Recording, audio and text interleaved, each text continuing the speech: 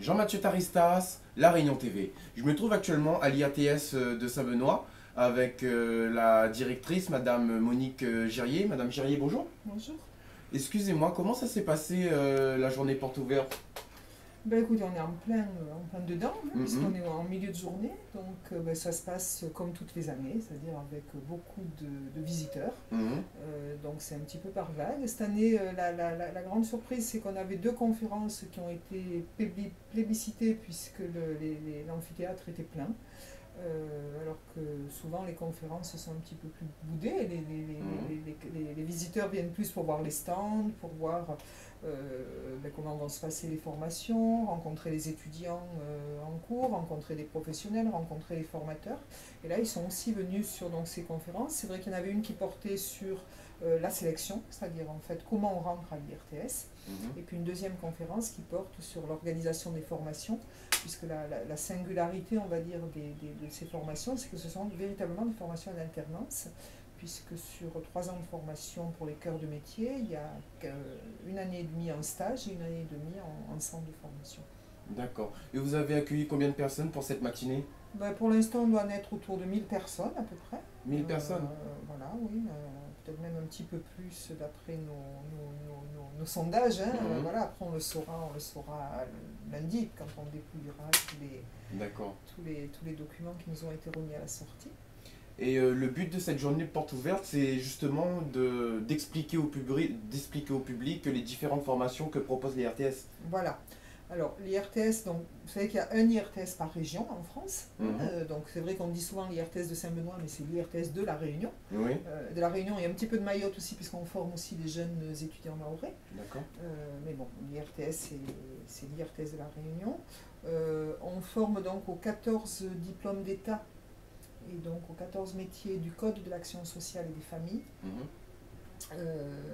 On forme pour des jeunes en infra-baccalauréat, c'est-à-dire ce qu'on appelle classiquement les niveaux 5 et 4, Mhm. c'est-à-dire avant le bac, et puis post-baccalauréat, niveau 3, niveau 2, niveau 1. On est rentré depuis le processus de Bologne dans le système LMD, licence, master, doctorat, système Mhm. européen. Donc aujourd'hui, on a une charte Erasmus, par exemple. Donc on accueille des jeunes étudiants, on a des échanges Erasmus, hein, Mhm. avec des pays européens.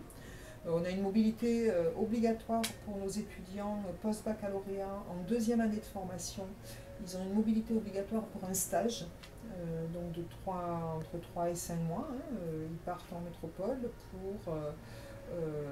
donc en métropole, mais aussi au Québec, mais aussi en Nouvelle-Calédonie, mais aussi en Belgique, en Suisse, au Portugal, à Madagascar, à Maurice. Enfin voilà, on a vraiment organisé un système de mobilité pour des stages en deuxième année de formation. Et je pense que les métiers que vous proposez sont les métiers du social, ce sont les métiers les plus porteurs à l'île de la Réunion.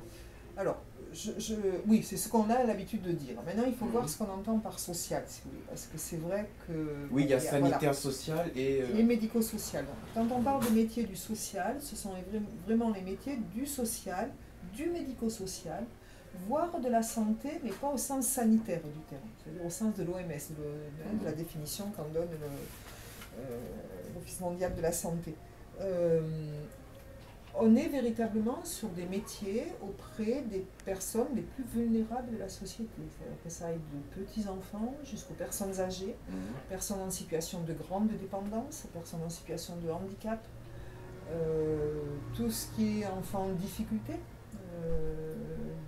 les enfants qui sont confiés au service du conseil général, par exemple, Mhm. hein, pour des difficultés parentales, familiales ou autres. On forme aussi pour des jeunes qui peuvent être considérés comme étant ce qu'on appelle des mineurs délinquants en France. Hein. Donc là, ce sont les éducateurs spécialisés. Voilà, en fait, aujourd'hui, il y a 14 diplômes d'État en D'accord. travail social. Donc l'IRTS forme à ces 14 diplômes d'État.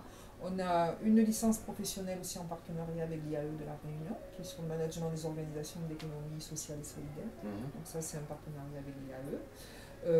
Voilà, et puis sur les formations de niveau 2 et 1, c'est-à-dire les masters. Hein, voilà, là, on est en partenariat avec certaines universités. Et parmi ces différentes formations, en fait, je veux dire, généralement, quand le jeune il a son diplôme d'éducateur technique spécialisé ou d'éducateur spécialisé, enfin bon, parmi ces 14 diplômes, lorsqu'il a son diplôme, généralement, il trouve du travail rapidement ou... Alors voilà, c'est vraiment le point fort de ces métiers et de ces formations aujourd'hui. C'est-à-dire que, alors, on s'insère un petit peu moins vite dans certains métiers, hein, par exemple AMP aujourd'hui ou AVS, tout ce qui est le domicile ou les niveaux 5. C'est un petit peu plus long pour trouver un emploi. Il y a quelques années, à peine ils sortaient de formation, ils étaient en emploi. Aujourd'hui, nos taux d'insertion à 6 mois après l'obtention du diplôme sont en moyenne de 75%. À 1 an après le diplôme, on est à 80%, et globalement, tous ceux qui ensuite, à 2-3 ans, quand on les revoit, c'est très rare que des personnes restent très longtemps sans emploi. Voilà.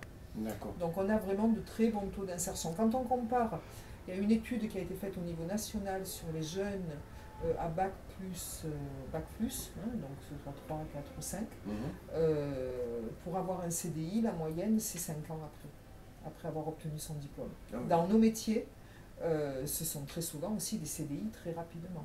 Et nous, on est en moyenne à 2 ans maximum. D'accord, en tout cas c'est concluant tout ça. Oui, c'est des... Ce sont de beaux métiers. Ce sont de beaux métiers. Au service de l'autre. Au service de l'autre, mal connus. Mal connus souvent, c'est-à-dire qu'en fait on connaît... Oui, assistant de service social éventuellement, ça on connaît, mais éducateur, on ne sait pas vraiment ce que c'est un éducateur, tout compte fait. On parle, voilà, on confond souvent les métiers de l'animation, on confond, ce sont des métiers mal connus et qui demandent à être connus en tout cas et qui permettent le maintien de la cohésion sociale, tout simplement. Oui. D'ailleurs, j'avais lu un document sur les éducateurs techniques spécialisés. Oui. Au fait, c'est un corps de métier qui a existé après la Seconde Guerre mondiale, je crois, non? Qui a permis d'insérer les gens dans une nouvelle... Enfin, ça a aidé à la construction de la France. Alors, si vous voulez, dans l'histoire des métiers du travail social, les premiers métiers qui sont identifiés, ce sont les assistantes sociales, la guerre de 14, on va dire, Première Guerre mondiale, avec les infirmières, hein, c'était infirmières, assistantes sociales, c'est là qu'on a vu émerger un petit peu les femmes hein, dans ces métiers. Voilà, c'était la Croix-Rouge, c'était toutes ces organisations caritatives qui allaient soigner les blessés de guerre, qui allaient aider, etc. Ensuite, il y a eu l'industrialisation massive hein, qui a fait que les assistantes sociales ont été aussi aux côtés des populations en difficulté, et là pour des raisons sociales. Et puis après, les professions éducatives, elles, sont effectivement arrivées après la Seconde Guerre mondiale. Donc là, on a vu apparaître les éducateurs techniques spécialisés, les éducateurs qui relevaient de la protection judiciaire de la jeunesse, plus à l'époque, donc éducateurs de l'éducation surveillée, on disait. Oui. C'était voilà. Pour lutter contre la délinquance. Voilà, ça c'était, puisque vous savez que l'ordonnance des mineurs délinquants, c'est 1945, on parle toujours de cette ordonnance de 1945 aujourd'hui. Et puis après, on a vu apparaître dans les années 60 avec vraiment les associations de parents qui se sont mobilisées très fortement, les métiers d'éducateurs spécialisés, moniteurs éducateurs, etc., qui étaient plus ciblés auprès des publics en situation de handicap. Voilà. D'accord. Donc les enfants handicapés à l'époque.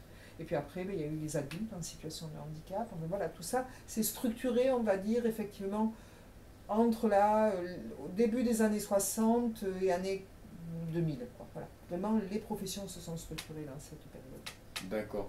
En tout cas, je vous remercie pour tout. De rien. C'était Jean-Mathieu Taristas, La Réunion TV.